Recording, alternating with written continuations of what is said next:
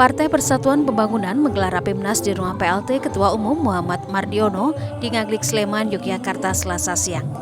Rapimnas tak hanya membahas persiapan terkait pendaftaran calon anggota legislatif yang akan dibuka KPU pada 1 Mei mendatang, namun juga akan membahas arah dukungan partai berlambang Ka'bah ini kepada sosok calon presiden pada pemilu mendatang.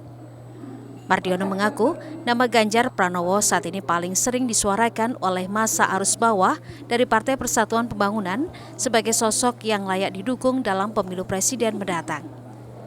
Namun Mardiono menegaskan, siapapun sosok calon presiden yang akan didukung oleh Partai Persatuan Pembangunan dipastikan akan melalui mekanisme yang benar, termasuk melalui Rapimnas saat ini.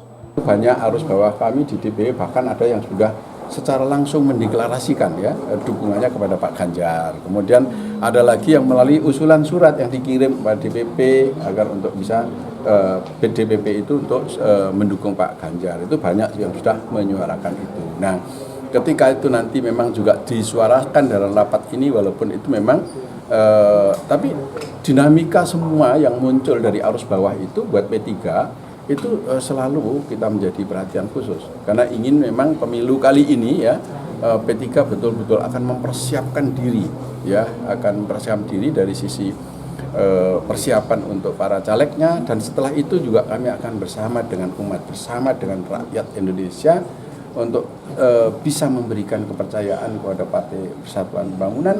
Ya, insya Allah Partai Persatuan Pembangunan akan selalu istiqomah. Partai Persatuan Pembangunan hingga saat ini belum menentukan siapa calon presiden yang akan diusung atau didukung. Adapun P3 masih terikat dengan Koalisi Indonesia Bersatu bersama Golkar dan PAN. Michael Aryawan, Kompas TV, Yogyakarta.